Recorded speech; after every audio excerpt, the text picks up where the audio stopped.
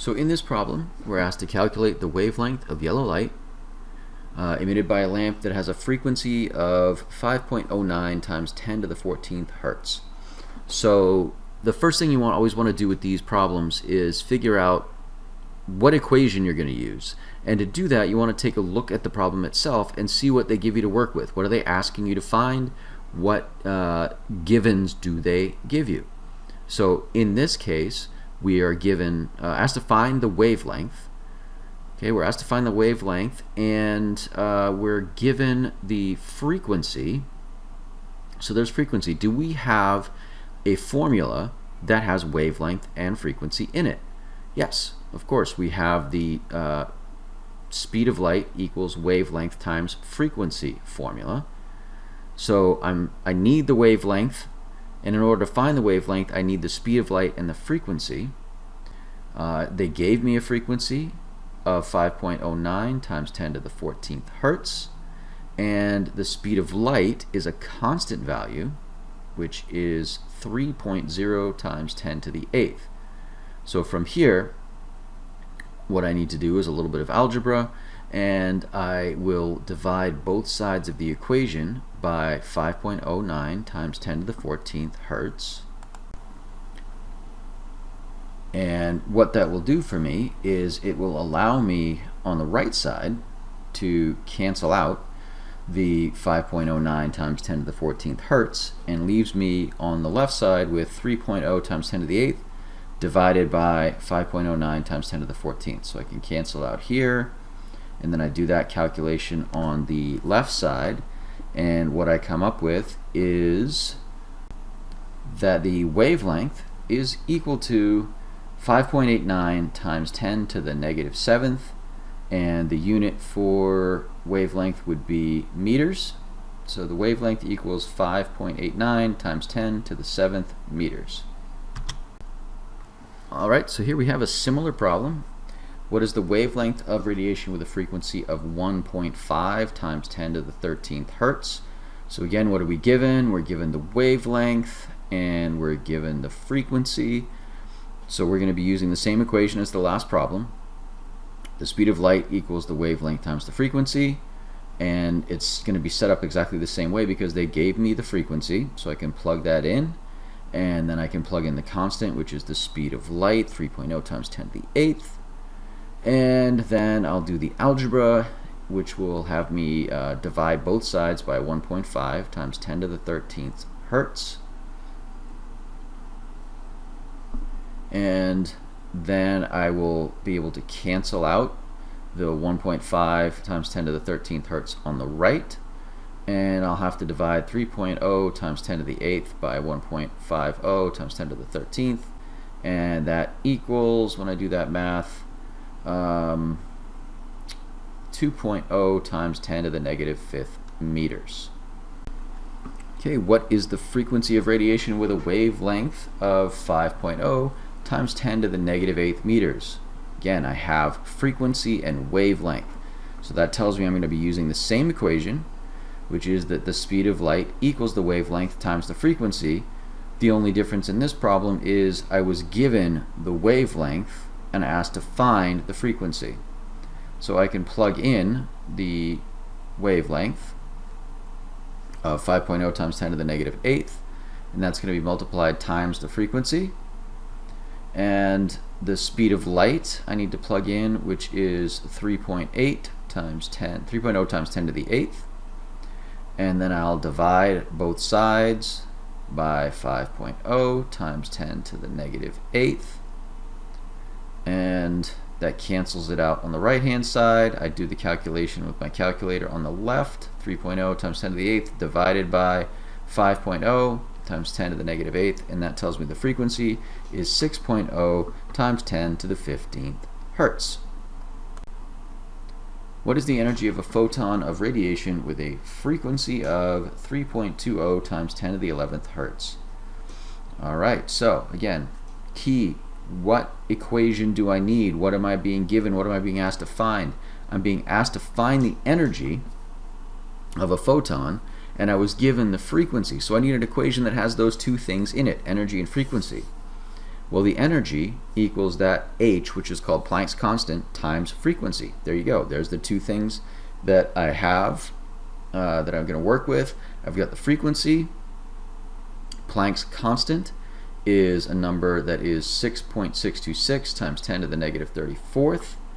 So I need to plug that in, and then I will find the energy by multiplying Planck's constant times 3.2 times 10 to the 11th.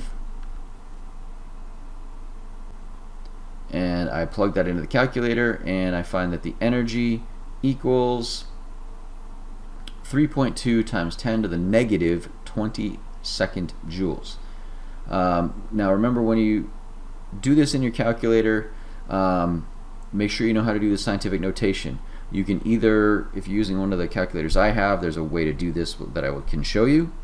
If you're doing it on a sort of normal scientific calculator, you might need to put your scientific notation in parentheses, and that will group the numbers together for you. When you're multiplying, it might not make as much of a difference, but if we were dividing, you could end up with the correct number, but you might not get the right exponent. So just make sure you know how to handle the scientific notation in your calculator. So, what is the energy of a photon of radiation with a frequency of 5.0 times 10 to the 11th? So again, I've got energy and I've got frequency. So that tells me that I need that equation that has energy and frequency in it, which is E equals h times frequency. Planck's constant is h. So E equals 6.626 times 10 to the negative 34th. That is always h. And that gets multiplied by the frequency.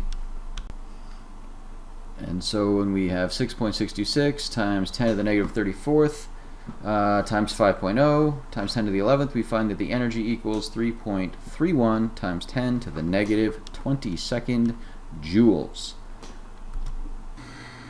Okay, so what is the energy of a photon of light with a wavelength of 2.60 times 10 to the negative 7th meters? So I'm being asked to find the energy, which means I know I'm going to need the energy equals h times frequency equation. But I wasn't given the frequency. I know h is always the same number, 6.626 times 10 to the negative 34th. But I don't have the frequency to multiply it times. So I have to go back and think about, well, what do I have? I have the wavelength. The wavelength is in this equation, which also has frequency in it. So I'm trying to find the frequency so that I can do the energy equation. And I have the wavelength, which I can use to find the frequency. So I have to go back in and I have to solve the wavelength frequency equation first, and then I can use that answer to find the energy.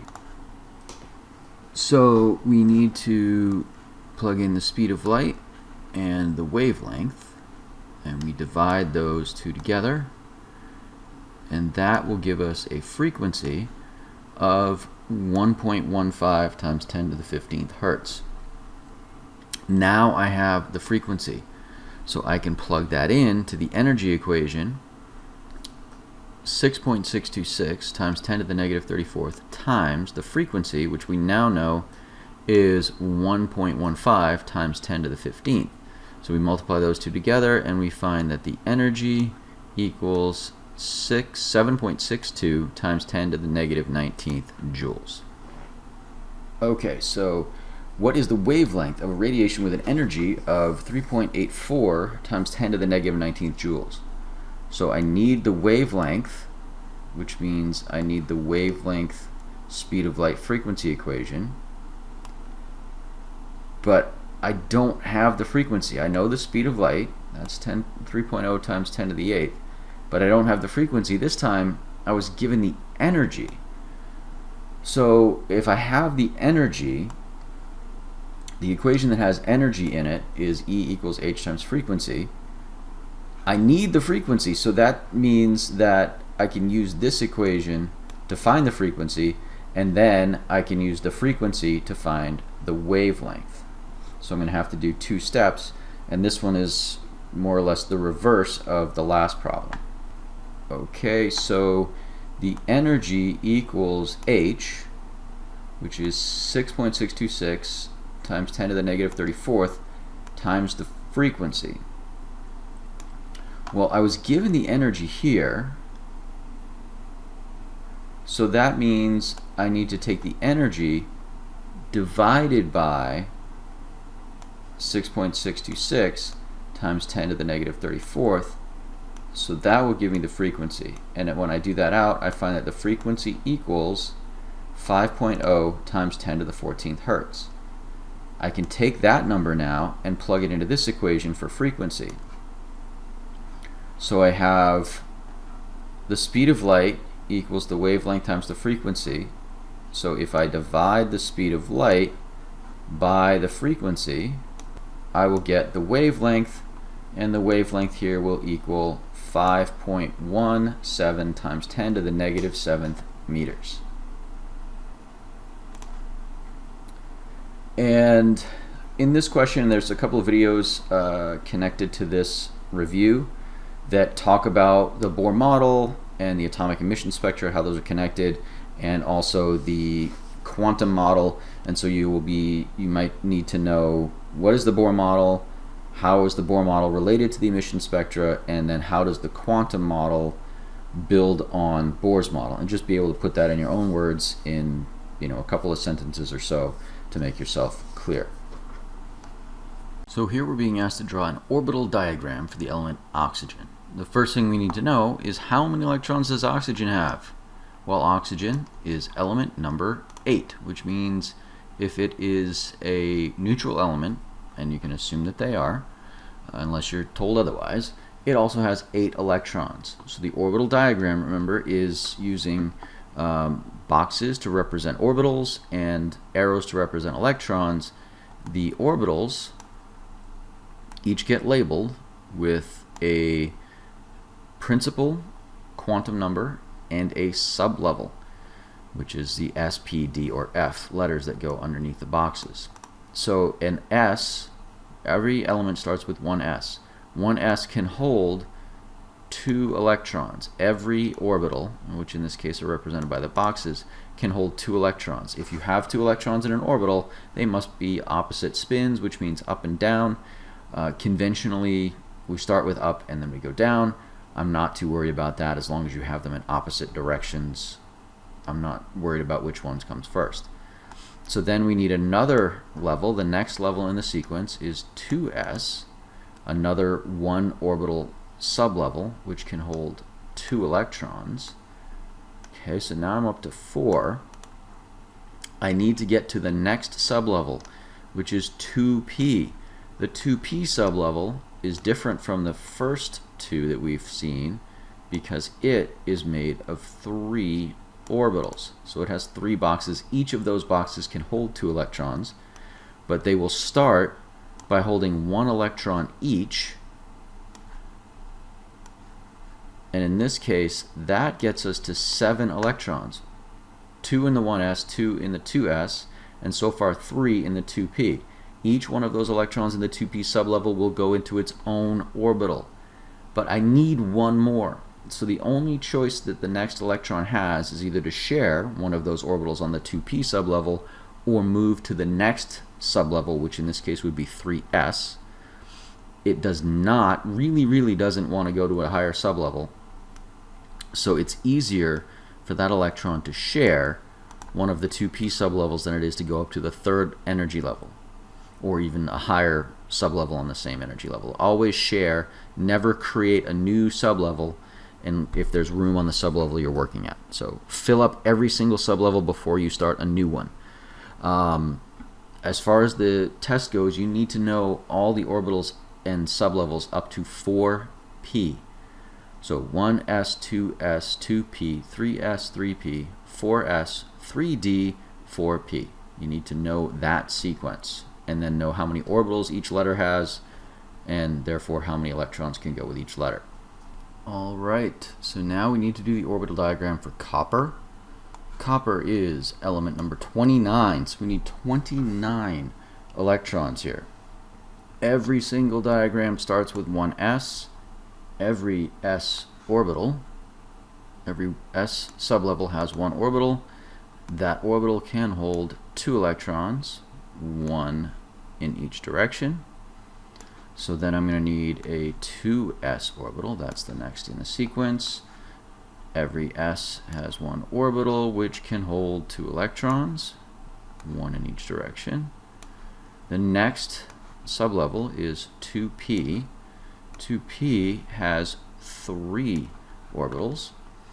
Each one of those orbitals will start with 1 electron and then add a second electron if necessary. In this case, it's definitely necessary because we're only up to 7, 8, 9, 10. We got to get all the way to 29 here. So the next in the sequence is 3s. Again, it's an s, so it has 1 orbital, which can hold 2 electrons. And that's all you can have on that sublevel, so I have to add another one, which is going to be 3p. Right, 3 orbitals, total of 6 electrons can go in there. And again, I recommend doing 1, 1, 1 and then doubling up, but just in the interest of time, I'm going to double them up. Since I know I'm going to fill these all up, I'm just doubling up. Okay, that gets me 2, 4, 10, 12, 18. 4s has 1 orbital. Every s has 1 orbital, which means I can put 2 electrons in there. Now I'm up to 20 electrons. I need 9 more. The next sublevel in the sequence is 3d, which is one of the big ones. It has 5 orbitals, which means it could hold up to 10 electrons, but I don't need 10. I need 9 more. So 1, 2, since I'm getting close to the end, I definitely want to keep track of how many go in each orbital. 3, 4, 5, 6. Need to start doubling up. 7, 8, and 9. So let's just double check. 1, 2, 3, 4, 5, 6, 7, 8, 9, 10. 11, 12, 13, 14, 15, 16, 17, 18, 19, 20, 21, 22, 23, 24, 25, 26, 27, 28, 29. This last orbital is half filled. Okay, I didn't need to put 2 in here, so I don't. I needed to double these up because the only other choice would be to add the next sublevel, and I don't want to do that. So there's your 29 electron orbital diagram for copper. Alright, orbital diagram for calcium. Calcium is element number 20, so we're going to need 20 electrons. Every element starts with one s, which can have 2 electrons, and then 2s comes next. 1 orbital, 2 electrons. And again, you'll start to get used to the idea that all of these start out the same. So once you've done something like copper, for example, which had 29, you've kind of already done the 20 that make up calcium. You just went beyond it. So the first 20 of copper look just like the 20 of calcium. So you know, or you will be able to kind of use that fact. Every element contains the configuration of every element before it. So we now need to go to 3s, 1 orbital, 2 electrons. 3p comes next, 6 electrons. 1, 2, 3, 4, 5, 6. And that gets us up to 2, 4 plus 6 is 10. Ah, that's backwards. I made a mistake. There we go. Gotta have them in the right order.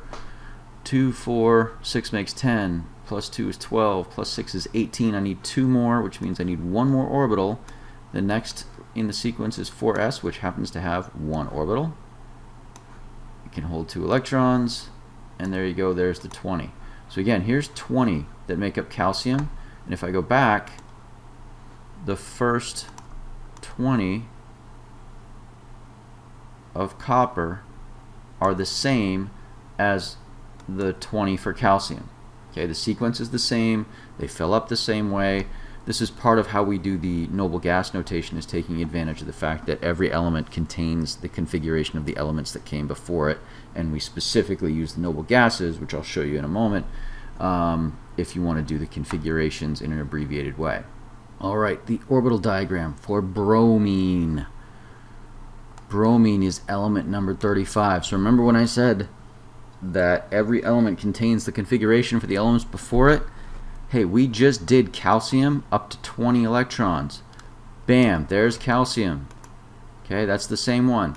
Now this is not the noble gas notation. I want to emphasize that point. I'm just sort of shortcutting in terms of moving all these electrons around to say that the same 20 electrons in calcium are in bromine. It's just that bromine has more. So what comes after 4s in the sequence? Well, it's 3d, and I'm actually going to run myself out of room here. So I'm going to move this up. So now I'm going to add in these electrons. So remember, I'm up to 20, 21. I can put up to 10 in here, and I need to get 35. So I know I'm going to fill up this whole thing. So I'm going to go ahead and fill it up because I need 15, and this one can only hold 10. So I know I'm going to go past this one. So I'm going to put all these electrons in here to fill up the 3D. And then I need another sublevel. The next one and the last one that you need to know is 4p. So what I'm telling you is I'm not going to give you any elements bigger than 4p, which the last element in that row, element number 36, is krypton. So you do not need, you won't get any elements bigger than krypton. Okay, so now we have bromine, which is 2, 4, plus 6 is 10, plus 2 is 12, 18, 20. This is 10 more, that's 30. 1, 2, 3, 4, 5. 35 electrons in that configuration. Alright, what is the electron configuration for aluminum? Aluminum is element number 13. So this is electron configuration rather than orbital diagram. So I'm going to do away with the boxes and the arrows. The sequence is the same as far as the 1s, 2s. So you still need to know that all the way up to 4p. But where before we had 1s and we had the box up above with the arrows, now I'm just going to write the number 1s, number and letter, and then I'm going to put up above, it's called a superscript, looks like an exponent, 2 to show that there's 2 electrons. Instead of a box with 2 arrows, I'm just writing the number 2. And then I go to the next level and I just sort of line them up side by side.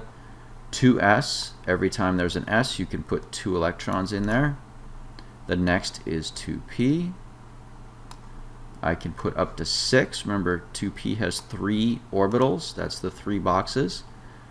The next energy level would be 3s, which can hold 2 electrons.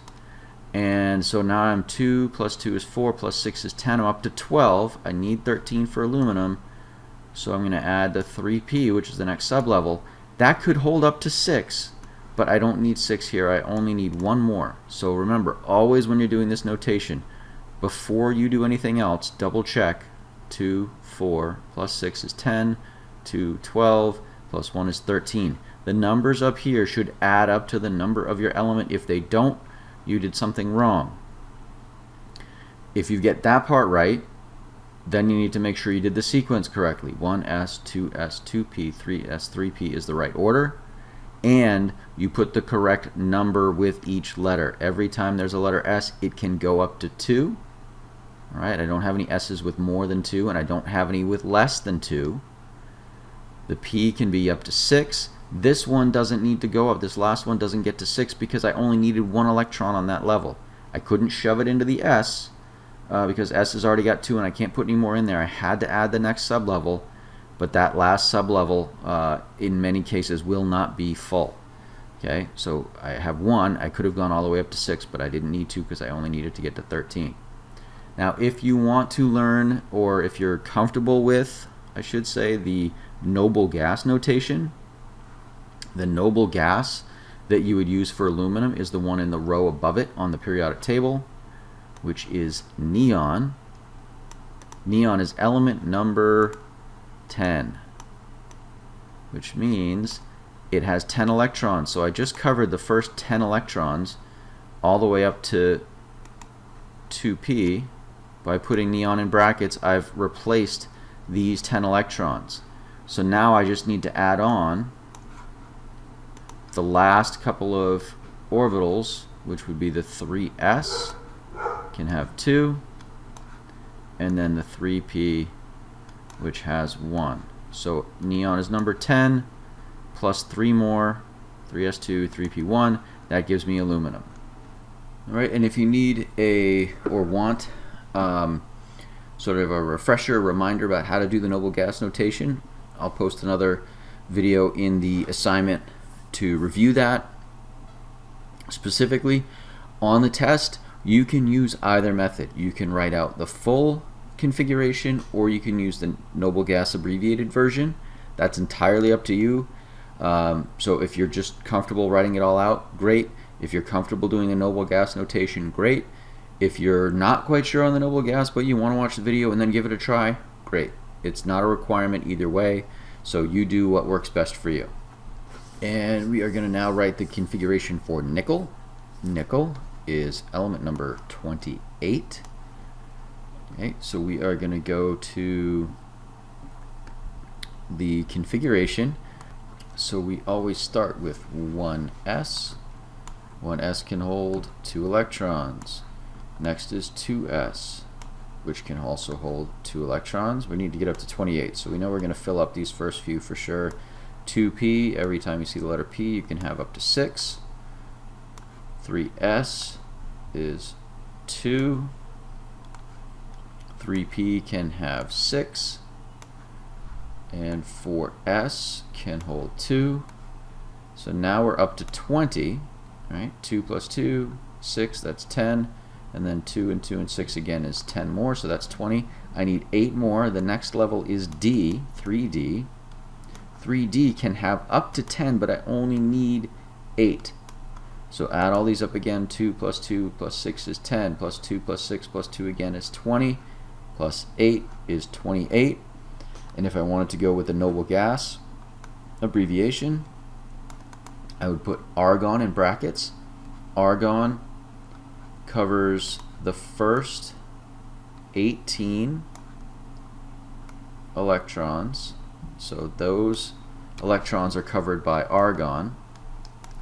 And then all I need to do is add the last 2 sublevels, which is the 4s2 and the 3d8. To get from argon, which is 18, I added actually 10 more, 2 and 8. That gets me from 18 to 28. So you pick up the sequence from where the noble gas leaves off. Alright, the configuration for fluorine. Fluorine is element number 9, so this is kind of a quick one compared to the last couple. We only need 9 electrons. The first few are always the same. 1s, 2, then comes 2s, 2, and then that's 4. I need 5 more. 2p is next. 2p could hold up to 6, but I only need 5. Again, always check. Do the numbers up top add up to the number of your element? If they do, that's a great sign. Then you need to make sure you did the sequence in the correct order and that you filled up all the letters, right? So you have 2 next to every s that has something after it. The last one is the only one that can be incomplete. So every level before your last one has to be full. So S can hold 2, yep, S can hold 2. P can hold 6, but since it's the last one, it doesn't have to have 6.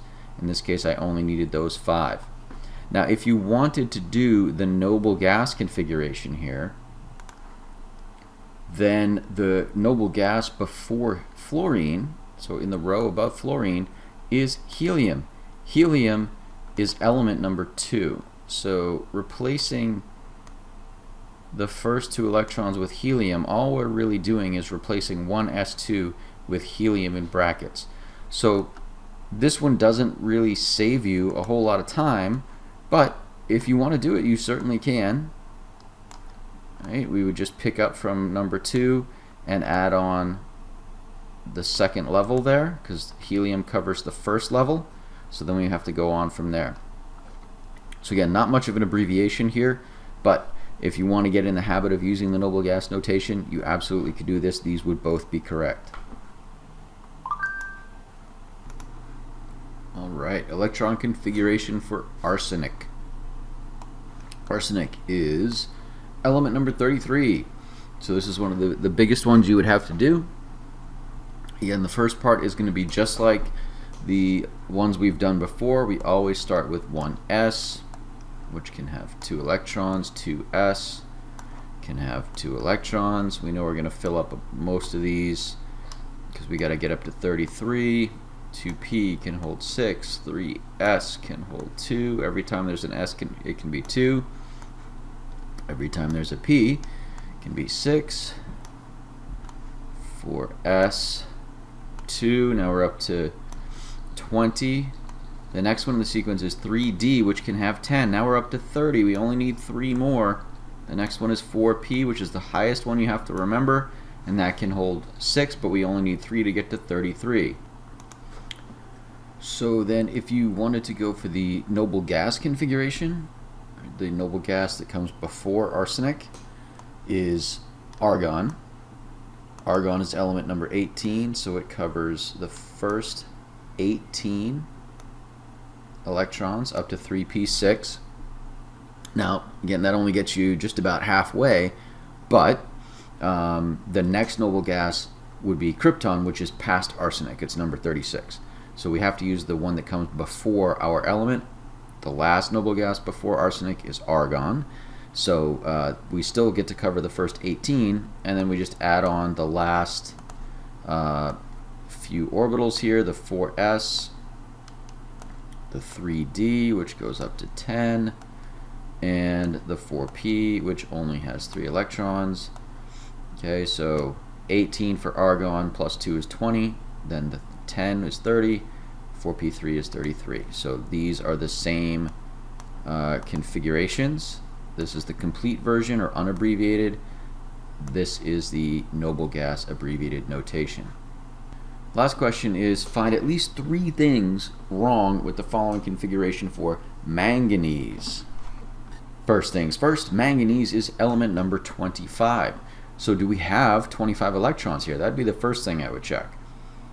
We have 2 and 2 plus 4 is 8, plus 2 is 10, and 16, 19, plus 6 is 25. Okay, so we have the correct number of electrons, so that's not wrong. Let's see, what else might we have here? The next thing I would check is the sequence correct? So not the number of electrons. Is the sequence correct? It goes 1s, 2s, 2p. So far so good. 3s, 3p. That's good. 4s, 4p. Aha, there's the first mistake. 4p does not follow 4s. After 4s comes 3d. So we're missing the 3d sublevel. We're missing the 3d sublevel. So that's the first mistake, is that the sequence is incorrect. So that's one mistake. Now, the next thing I would check is, are all of the orbitals full except the last one? Remember, the last orbital can be incomplete, but everyone before that has to be full. So let's see. 1s2, yeah, 2s2, right? 2p4. Okay, there's a mistake. No, there shouldn't be any p sublevels less than 6 unless it's the last one. Okay, if the p sublevel is the last one, it can be anything from 1 to 6. But anything in the middle like this has to be 6, otherwise you shouldn't have gone on to the next sublevel. Okay, so there's mistake number 2. So the first one is the sequence, because we skipped 3d. The second one is that this orbital is not full, and it should be. Let's see, are all the other ones correct in terms of being full? 2, S2, P6. S3. Okay, there's a mistake right there. Okay, the S can only ever hold 2 electrons. So that means that the P has not enough. The S here has too many. So the 3 mistakes that we have here are that the sequence is incorrect. It skipped the 3D. There's an incomplete sublevel in the middle of the configuration, which should never happen. And you can never have 3 electrons after an S sublevel. You can only have 2. So there's your 3 mistakes. If you wanted the correct configuration for manganese, that would be 1s2, 2s2, 2p6, 3s2, 3p6, 4s2, 3d5, or if you wanted the abbreviated notation, that would be argon, 4s2, 3d5. Okay, so again, on the test, you will get a periodic table. You'll get a reference sheet that has the electron, energy, and light equations. So wavelength, frequency, speed of light, energy, Planck's constant, frequency, along with the constants, the Planck's constant and the speed of light. You will not get the sequence. You need to know the sequence, which is actually this right here. 1s2, s2p, 3s3, p4, s3d. The only thing that's not on here is the next sublevel 4p. So you need to know that that would come next. And you need to know how many electrons can go in each sublevel. So 2 for S, 6 for P, and 10 for D. We don't get to the F sublevels, or we won't on this quiz. So you don't need to remember, but they could have up to 14. You may use the noble gas abbreviated version or the complete unabbreviated version when it comes to writing electron configurations. With the orbital diagrams, you need to remember how many boxes go with each letter, how many arrows can go in each box, etc. You will be allowed to use a calculator and the reference sheet that I will give you that you've seen before with the periodic table on the front and the formulas, etc. on the back. So there you go.